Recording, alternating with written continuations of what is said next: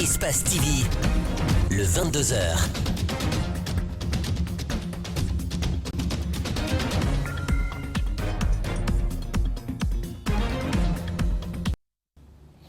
Très heureux de vous retrouver sur Espace TV dans le 22h. Bonsoir à toutes et bonsoir à tous. Bienvenue dans ce journal dont voici les titres. Rencontre entre le bureau exécutif du Parlement et l'Association des écrivains de Guinée. Ces deux entités ont discuté d'une possible collaboration afin de favoriser un meilleur développement du livre, de l'écrivain et de la lecture dans notre pays. Un plan d'action triennal de l'association a été transmis à Amadou Damaro Camara, le président de l'Assemblée nationale. Pour l'année universitaire 2020-2021, les étudiants guinéens ne paieront pas de frais pour s'inscrire ou se réinscrire dans les établissements d'enseignement supérieur. Le geste est du président de la République et nous sommes allés sur le terrain pour le constater. Notre équipe de reportage était à l'université de Sonfonia ce lundi. Sport football, Kanfori Lapé Bangoura a rendu public ce lundi la liste des joueurs retenus pour le CHAN 2021 au Cameroun.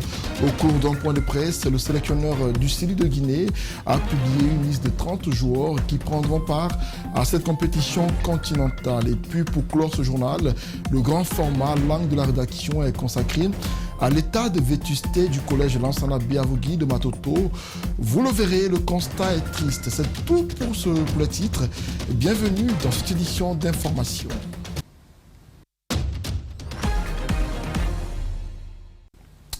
Nous venons de l'apprendre, le corps de Roger Bamba a été finalement remis à sa famille pour son inhumation.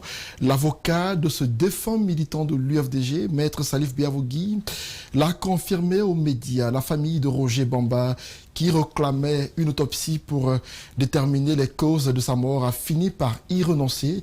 Et pour rappel, son décès est survenu le 17 décembre des suites de maladie selon la justice. Il avait déjà passé 3 mois en détention à la maison centrale de Conakry. Le président de l'Assemblée nationale a reçu ce lundi l'Association des écrivains de Guinée. Il s'agissait d'évoquer une possible collaboration entre les deux entités afin de favoriser un meilleur développement du livre, de l'écrivain et de la lecture dans notre pays. Ces écrivains ont remis au bureau exécutif du Parlement le plan d'action triennal de l'association. Aminata Will Souma nous signe ce compte rendu. L'Association des écrivains de Guinée, reçue par le président de l'Assemblée nationale, objectif, discuter des actions à entreprendre pour la promotion et la valorisation de l'écriture en Guinée. Cette ambition, compte tenu de son plan triennal, les écrivains veulent la concrétiser avec le concours de tous. On examine avec l'Assemblée les possibilités de sa participation à la promotion de la triade écrivain, livre et lecture dans notre pays. Est-ce que l'Assemblée peut jouer un rôle dans cette grande promotion? Je réponds tout de suite oui. Et nous avons ensemble examiné les méthodes, les voies et moyens susceptibles d'être développés pour aboutir à cette merveilleuse promotion.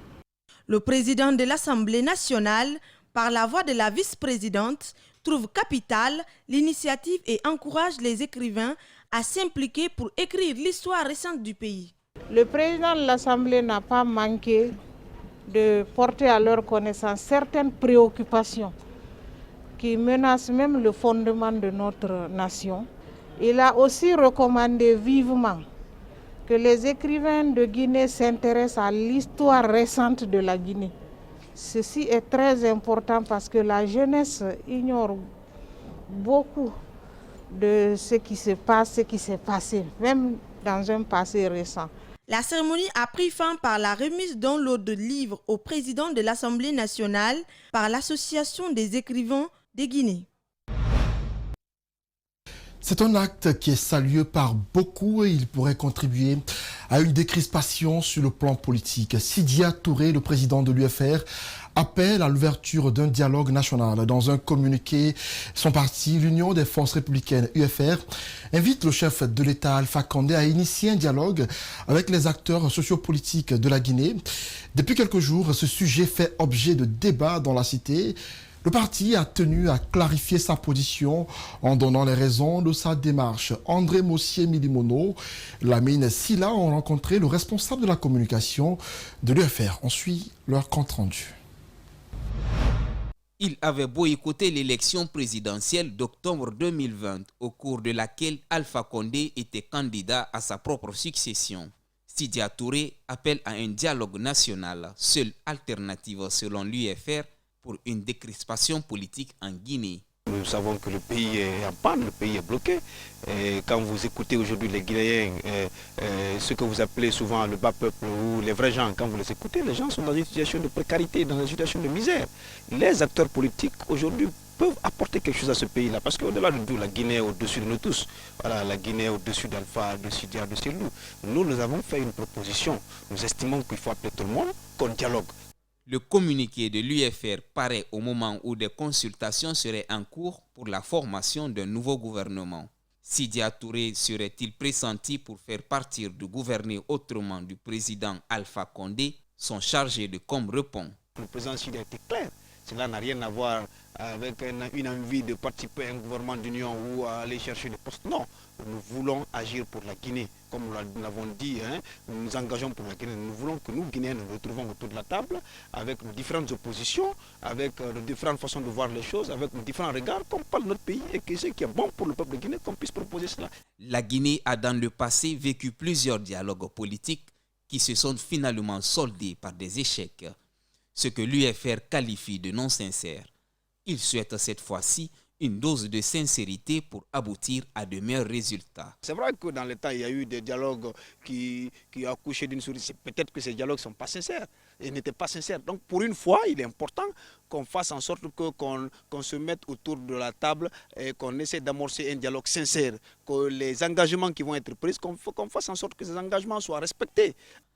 Concernant les opposants écroués, le parti de Sidya Touré invite à leur libération, ce qui, selon lui, serait une ouverture favorable au dialogue.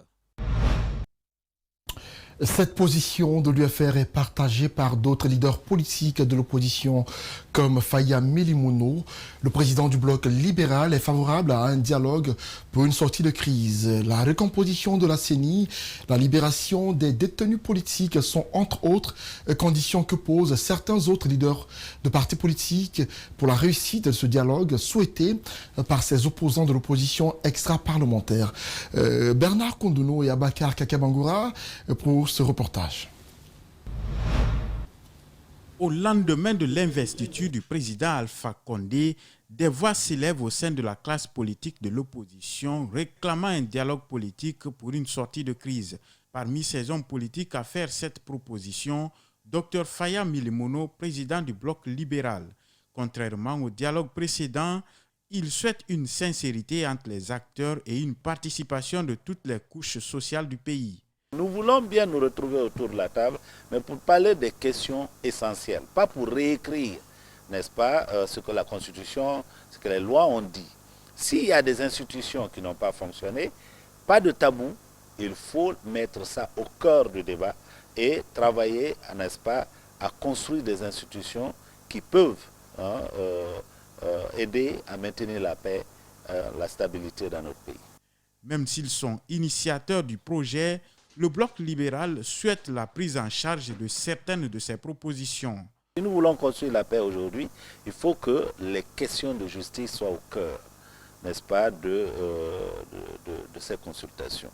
Si nous voulons recréer la confiance entre les Guinéens, il y a certaines institutions dont nous devons revoir la copie. Quand par exemple je prends la CENI qui a toujours focalisé l'attention des uns et des autres.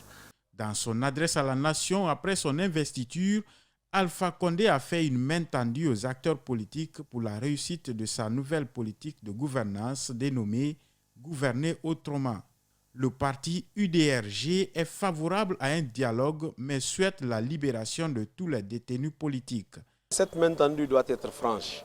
Nous voulons que ça soit matérialisé par la libération de tous les détenus politiques et s'ils ne peuvent pas être libérés, que la machine judiciaire soit activée afin que chacun puisse connaître son sort. Depuis la prise du pouvoir par le président Alpha Condé en 2010, Plusieurs dialogues ont déjà été tenus entre les acteurs politiques, mais la faisabilité des accords reste un véritable problème. À l'UFDG, le parti s'est prononcé ce lundi à travers une déclaration. Le parti de Cellou Dalein Diallo n'est pas demandeur de dialogue, mais se dit ouvert à des discussions sur des sujets précis. On ne peut afficher une volonté de dialogue et au même moment tuer et arrêter les militants de l'UFDG et de l'ANAD, fermer nos sièges et bureaux, confisquer la liberté de voyager aux opposants et instaurer un véritable climat de terreur et de persécution. Il y a donc des préalables qu'il faille résoudre en amont. Peut-on lire dans cette déclaration publiée dans la presse ce lundi, sur lequel on reviendra d'ailleurs dans nos prochaines éditions d'information. Absent du pays depuis des années, Souleymane Tianguel Bah poursuit son exil sans perdre espoir. Il s'est exprimé depuis Dakar sur sa condition de vie. Le conseiller en communication du leader de l'UFDG, Cellou Dalein Diallo, se porte bien et mène des activités qui le permettent de vivre décemment en France, dit-il. Malgré tout, l'exil reste une expérience dure. Le reporter Al-Gassim Ouyaliba et Ibrahima Diolde Diallo sont allés à sa rencontre à Dakar au Sénégal. On suit le reportage. Absent du pays depuis quelques années, c'est ici à Dakar que Souley Tianguel le reçoit pour parler de son exil.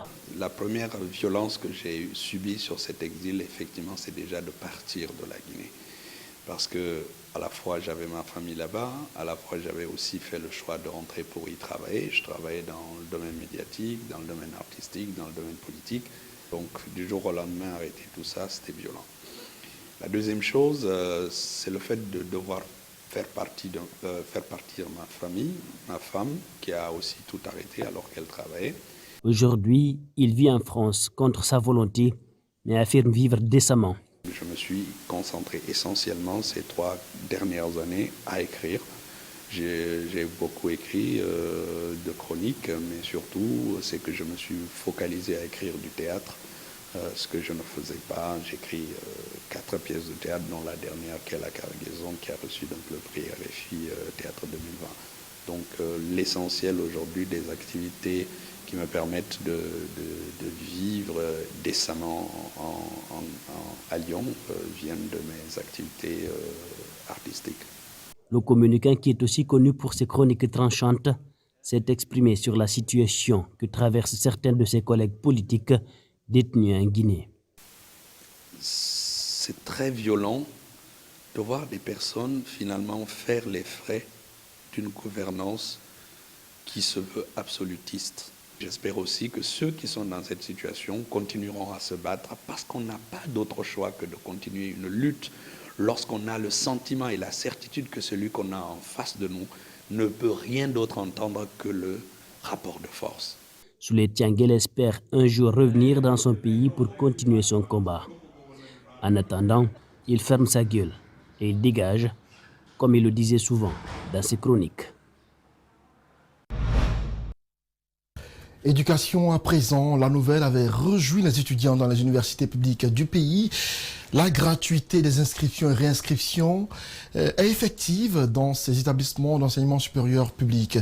L'une de nos équipes de reportage est allée faire le constat à l'université générale Lansana Conté de Sonfonia, où les étudiants anciens et nouveaux étaient massivement mobilisés pour s'acquitter de ce devoir. Marissa Camara et Aboulaye Camara pour ce constat. Ce matin, comme vous pouvez le voir, les étudiants sont alignés devant la porte de la scolarité, tous préoccupés pour les inscriptions afin de reprendre les cours. Cette année, cette inscription a été rendue gratuite par le chef de l'État. Lamine dit qu'il ne s'attendait pas à un tel geste du président Alpha Condé, dont il remercie pour son initiative. Bon, c'est un grand faveur qu'il nous a accordé. Et ce qu'on peut, c'est d'accepter, parce que moi, je ne pouvais pas imaginer. Et en tout cas, grand merci au président de la République. Le président a marqué le cœur des étudiants. Ces étudiantes s'étaient déjà inscrites bien avant la décision du président. Finalement, elles ont été remboursées reçues. Nous avons fini de faire la réinscription et le président a donné le décret d'annuler les frais d'inscription Donc dès que cela est tombé, on nous a directement programmé à l'école de venir récupérer notre argent. Et la date, c'était le 24. Donc nous sommes venus le 24. Il n'y a pas eu de problème. Nous sommes venus, on nous a donné notre argent, les 200 000 francs. Oui, je me suis inscrite depuis le 3. Après, on nous a dit maintenant de rembourser. J'étais très contente. Moi, je remercie le président de nous avoir, parce que tout ce que les étudiants disent, le président nous donne tout ce qu'on veut, quoi. J'apprécie beaucoup le président. Après le tour de l'université générale Lansana Conté de Conakry, Symphonia, nous avons fait un cap à l'université Abdel Gamal Nasser de Conakry, où aucun responsable n'a souhaité réagir à notre micro. C'est devenu une pratique, une tradition. Chaque année, la fondation Diaka Camara procède à une levée de fonds pour des tout-petits. Elle joue ainsi sa partition dans l'humanitaire en Guinée. Cette fondation a offert des dons à 3 orphelinats de la place. Dans ces lieux, les enfants surpris ont reçu des cadeaux divers et expriment leur réelle satisfaction aux donateurs. Alseni Bari, Ibrahima Deko Souma signe à cet autre public reportage. La fondation Diaka Camara n'est pas restée en marge pendant les festivités de fin d'année. Elle fait des gestes pour 3 orphelinats. D'abord, les membres ont tenu le premier cap à l'orphelinat God is Love à Nongo. Ici, les enfants ne s'y attendaient pas. Je suis très content avec les cadeaux reçus. On doit se préparer encore pour l'église. Merci pour les cadeaux, merci d'avoir nous donné les cadeaux. Merci, que Dieu vous bénisse. Que Dieu vous protège, que Dieu vous donne tout ce que vous possédez dans la vie. À Regina Maris, l'accueil est aussi chaleureux. Diaka Camara et sa suite ont donné un lot important de jouets pour les tout-petits, ainsi que leur mère adoptive. Donc aujourd'hui, nous sommes flattés, on a eu la chance d'avoir les 3 ensemble. Nous fêtons, nous sommes en joie et nous avons aussi des cadeaux et nous avons des enfants. Dans l'orphelinat La Voix des Sans-Voix, les enfants s'empressent à recevoir leurs dons. Alors, les visiteurs retrouvent le même engouement. C'est toujours important pour la fondation de rendre à la communauté. Et donc, chaque Noël, on essaie vraiment de lever des fonds afin de mettre la joie sur les visages que vous voyez derrière moi. L'année 2020 a été éprouvante. Le coronavirus a endeuillé de nombreuses familles. Par ce geste, la fondation Diaka espère le changement de contexte pour le nouvel an. Déclarée en 2001 par l'Union mondiale des aveugles, l'humanité célèbre ce 4 janvier la journée mondiale du braille. Cette journée marque la naissance de son inventeur, Louis Braille. Elle est aussi une occasion pour souligner le handicap dont souffrent les aveugles aussi. Il permet de rappeler l'existence du braille, qui est un alphabet tactile pour les aveugles. Reportage, Genab Bangoura, Ibrahima Sori 5 Souma. Elle est célébrée chaque année. Le braille, inventé par Louis Braille, est une écriture qui permet aux aveugles et malvoyants de communiquer. Il leur donne un accès aux mêmes livres et revues que ceux destinés à une lecture visuelle. Des aveugles et malvoyants en cette journée rendent hommage à l'inventeur. Aujourd'hui, 4 janvier 2021 et 4 janvier 1809, il a 212 ans aujourd'hui comme date d'anniversaire. C'est une joie pour tous les aveugles du monde entier de célébrer cette journée pour immortaliser ce monsieur. Dans cette écriture, chaque lettre, chiffre, symbole musical et mathématique est représenté au moins d'une combinaison de 6 points. Il est donc indispensable dans l'éducation de cette couche. L'écriture braille sur les tablettes ici commence à droite vers la gauche, comme l'arabe. Ils le font comme ça, ils le piquent. Après avoir piqué, ils l'ouvrent, ils tournent, ils commencent à lire. Ils touchent par les points, comme ça ils lisent. Mais l'écriture, comme ça, nous écrivons de la droite vers la gauche. Ça, c'est l'écriture. La lecture, nous tournons le papier, nous commençons maintenant de la gauche vers la droite. Ici, des enseignants et apprenants sont confrontés à d'énormes difficultés. Une des raisons explique l'absence des élèves.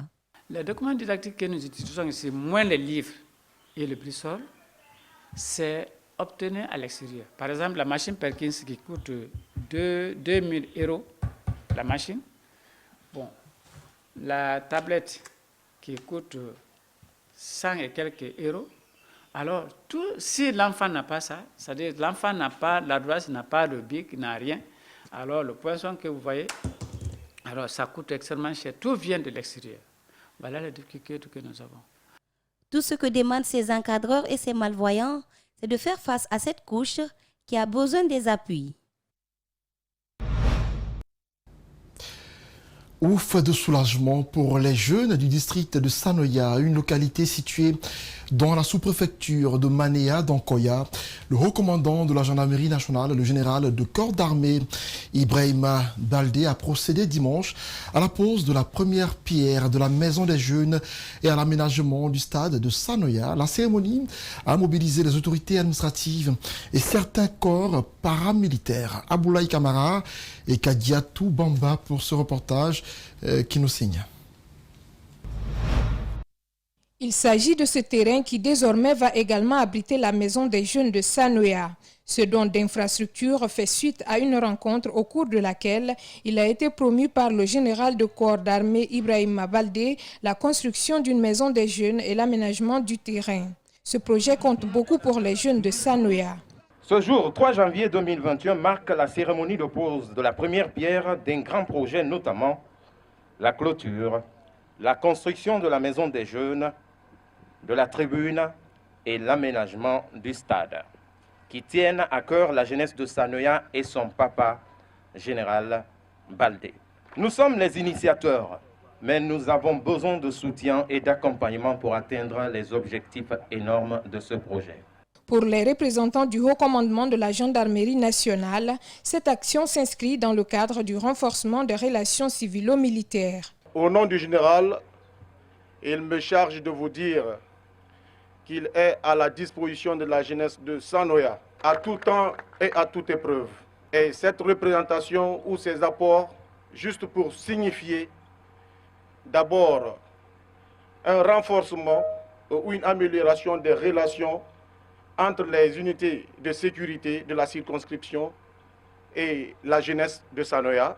Le sous-préfet de Manéa, lui, se réjouit de ce projet qui, selon lui, va permettre aux jeunes de pratiquer le sport et se rencontrer pour échanger et se divertir. Ce projet, il a été longtemps initié, mais Dieu a voulu que ça soit l'œuvre du général de corps, Ibrahima Baldé. Nous le remercions infiniment de ce acte. Il n'a cessé de poser tant ailleurs qu'à Sanoya où il réside. Dans son discours, la jeunesse de Sanoya a sollicité de l'aide auprès des autorités, mais également des industries qui opèrent dans la zone pour la concrétisation de ce projet. Pour clôturer l'année en beauté, préparer 2021 avec force et détermination, le groupe Marifala Industrie a organisé un dîner à l'intention de son personnel et de ses partenaires. Par cet acte, la galerie Marifala a voulu faire plaisir à ses travailleurs. Elle les a surtout invités à redoubler d'efforts pour cette nouvelle année. L'occasion a été mise à profit pour décerner des satisfecits aux employés qui se sont le plus démarqués durant l'année écoulée. Rosaline Goto-Monemou commente ces images de Aliouba. C'est un public reportage.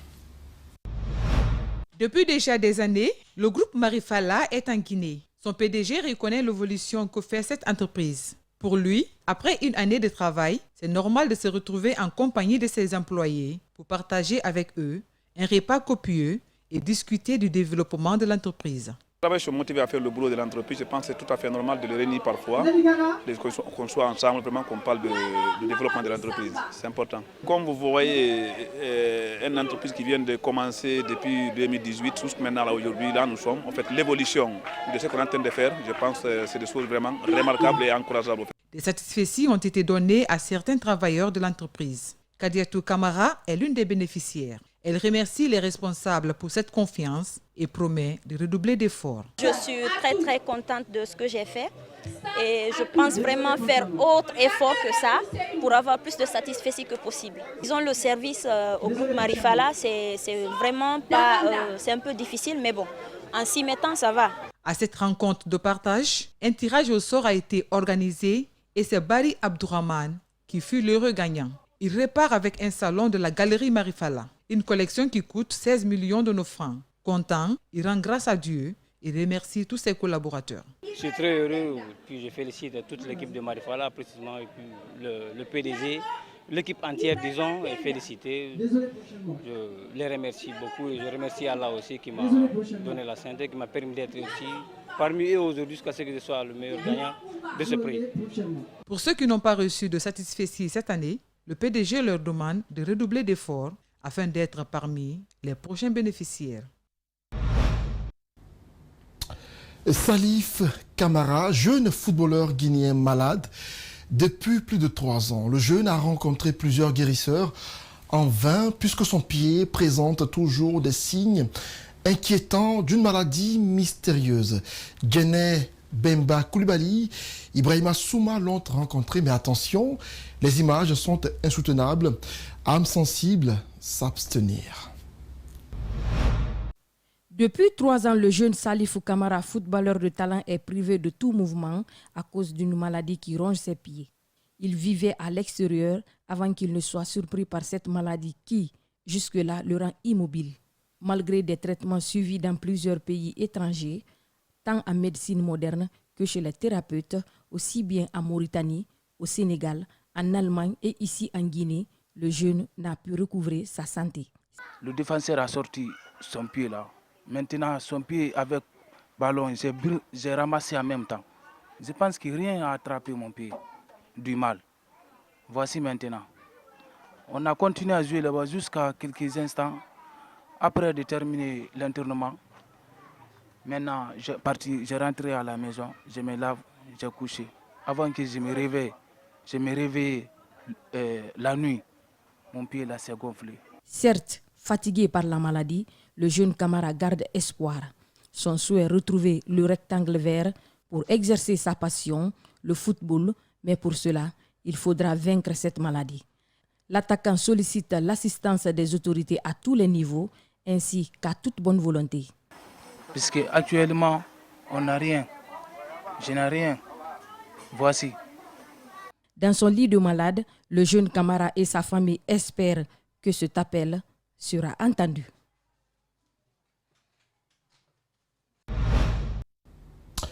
Je vous l'annonçais dans les titres sport, le sélectionneur du CILI local a publié ce lundi 4 janvier la liste des joueurs convoqués pour le prochain championnat d'Afrique et des Nations. Le CHAN, c'est au Cameroun. Le coup d'envoi de cette compétition réservée exclusivement aux joueurs évoluant dans les championnats locaux sera donné le 16 janvier au Cameroun. Kanfori Lapé Bangoura a fait appel à 30 joueurs, dont 4 gardiens de but. Le compte-rendu, comme vous le voyez, vous sera livré demain dans nos éditions d'information.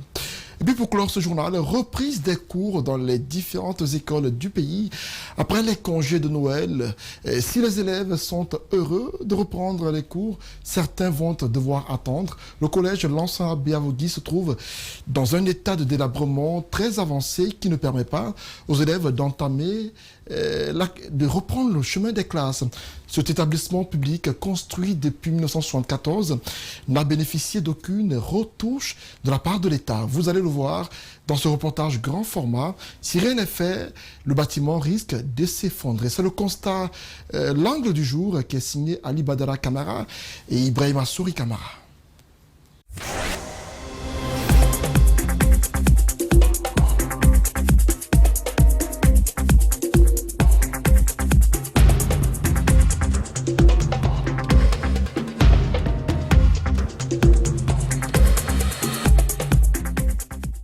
Par manque de place, vu l'état vétuste des lieux, plus de 650 élèves ont été délogés de ce bâtiment construit depuis 1974 par le contribuable de la communauté. Nous apprendons. Dans cette école, le collège Dr Lansana Biavogui n'existe que de nom. La toiture tout entière du bâtiment ne résiste plus aux intempéries de la nature. Les feuilles de tôle ont lâché, les chevrons pourris. Et derrière le bâtiment même, les toilettes ne sont plus opérationnelles. Ici, rien ne ressemble à la modernité. Les conditions de travail et de ceux ne répondent plus maintenant aux exigences, n'est-ce pas, de l'heure. En saison, n'est-ce pas, sèche à l'heure là, il fait chaud, n'est-ce pas, comme du four à pain. En saison pluvieuse, là, l'eau tombe à flot dans les classes. Pour assurer la continuité des cours, 4 salles de classe du primaire Afrikof sont mises à la disposition des collégiens, ce depuis le 1er décembre dernier. Pendant, n'est-ce pas, les cours de rattrapage, n'est-ce pas, l'année, on était obligé, n'est-ce pas, de faire des prêts de salles de classe là pour pouvoir organiser ces cours de rattrapage, en même temps les classes d'examen que pour, n'est-ce pas, les classes intermédiaires. Depuis maintenant, on a demandé à ce que l'autorité, n'est-ce pas, de l'école primaire nous accorde au moins quelques classes pour que nous puissions vraiment donner les cours à nos enfants qui étaient déjà délogés de l'autre côté. Sur 12 salles de classe, seulement 6 sont opérationnelles. Celles qui le sont aussi ne remplissent pas les conditions d'une bonne étude. Le mauvais état du toit occasionne la chaleur dans les différentes salles occupées, parfois suivies d'odeurs nauséabondes que dégagent ces ordures ménagères. Donc l'école aujourd'hui est tellement délabrée, à cause du délabrement même, les populations utilisent ça comme une poubelle. On nous envoie des ordures ici, on jette les ordures par-ci, par-là. Vous-même, vous avez vu, vous avez filmé. Donc l'école, le délabrement est très poussé. Selon le personnel du collège Lansana Beyavougui, plusieurs promesses ont été faites. Mais juste là, aucune réaction des autorités. Après un mois de cours dans les conditions difficiles, les 1182 élèves de cet établissement qui suivent aujourd'hui les cours entre le primaire et ces quelques classes peu opérationnelles du collège n'ont de choix que d'accepter leur souffrance les mois restants de l'année scolaire. Nous sommes comme ça, on ne sait pas qui va, parce qu'il y a eu des autorités qui sont toujours passées dire « Ah, on va rénover l'école, on va rénover l'école ». Ceci, c'est là que l'école, là, il faut que ça soit reconstruite. Il y a même des sociétés qui nous avaient donné des dons pour la rénovation de l'école. Mais les dons là sont restés ici. On ne connaît pas maintenant la destination. C'était au temps de Ndego. Il y avait un principal ici qui s'appelait Ndego. C'est grâce à lui qu'on a érigé les bétons là pour que les enfants puissent s'asseoir à l'ombre. Il y avait des fleurs ici. Et puis les barres de fer que vous voyez là, ça c'est de nos propres cotisations. Sinon l'école là elle est tombée il y a très longtemps. Pour la garantie et la sécurité des élèves, cet encadreur soutient une reconstruction totale de leur établissement. Ça là on ne peut même pas rénover. C'est la reconstruction qu'on doit faire ici. Parce que l'école est complètement délabrée. En pleine capitale, l'image de cette école renvoie à celle des hameaux. Ici, le service des infrastructures scolaires et équipements du département de l'éducation est interpellé. Ali Badara Camara pour ce grand format qu'on appelle Langue de la rédaction. C'en est fini pour ce journal réalisé par toute l'équipe de la rédaction politique et celle technique d'Espace TV. Merci à tous ceux qui l'ont suivi. À demain pour de nouvelles informations. Au revoir.